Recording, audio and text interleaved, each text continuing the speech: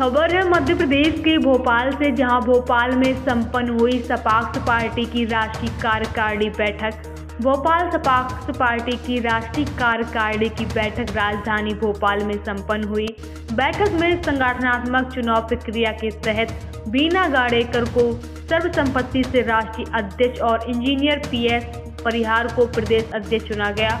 बैठक के बाद मीडिया से चर्चा में प्रदेश अध्यक्ष इंजीनियर पीएस परिहार ने कहा कि पार्टी का उद्देश्य है केवल सत्ता प्राप्त करना नहीं, बल्कि एक सशक्त और पारदर्शी व्यवस्था स्थापित करना है। परिहार ने यह भी कहा, हम सरकार नहीं बनाएंगे, पहले सिद्धांत स्थापित करेंगे ताकि देश और प्रदेश में भ्रष्टाचार को मिटाया जा सके।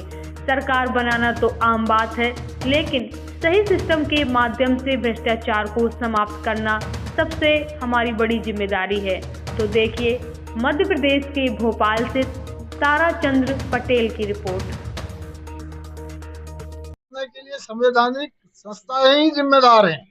यदि आज आयोग सख्त हो जाए, सेशन जैसा यदि मुख्य चुनाव आयुक्त हो आज की तारीख में, कोर्ट में जो पहले भी फैसले हुए हैं, संविधान पीठ ने फैसले दिए, उनका पालन कराने के लिए सुप्रीम कोर्ट सख्त हो, तो ये भ्रष्टाचार की बातें खुलेआम होगी ही नहीं। और सपाक्स पार्टी इस बात को लेकर जनता को जागरूक, सपाक्स पार्टी को नवयुवा ज्वाइन करना चाहे तो इसके लिए बिल्कुल क्या प्लान तैयार हमारा इस बात फील कर रही है, क्योंकि ये बहुत बड़ी महत्वपूर्ण जिम्मेदारी है। पार्टी के कार्य को आगे बढ़ाने के लिए सभी के सहयोग की अधिक आवश्यकता होगी। सबसे पहले संगठन को मजबूत करना होगा और महिलाओं में और युवाओं को आगे आने के लिए अधिक प्रेरित करना पड़ेगा। अभी तक हम लोग निश्चिंत थे, डॉक्टर हीरालाल त्रिवेदी जी थे तो उन्होंने सारा भार अपने ऊपर ले रखा था, और अब चूंकि भार मुझ पर आ गया है और वे पार्टी के संरक्षक, राष्ट्रीय संरक्षक बन गए हैं, संगठक बन गए हैं। तो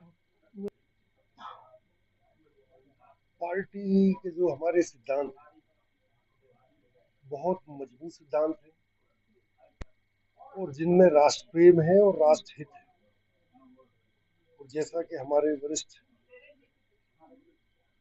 पदाधिकारियों ने कहा है, सपाक्स का सबसे बड़ा जो उद्देश्य इस देश में राजनीतिक दलों ने अपनी वोट बैंक की राजनीति के चलते देश की समरसता को खत्म कर दिया। सर, हमारी पार्टी का पहला उद्देश्य होगा कि जिस तरह से जाति धर्म के आधार पर इस देश को बांटा जा रहा है, उस चीज पर विराम लगाया जाए, लोगों को इस बात से जोड़ा जाए।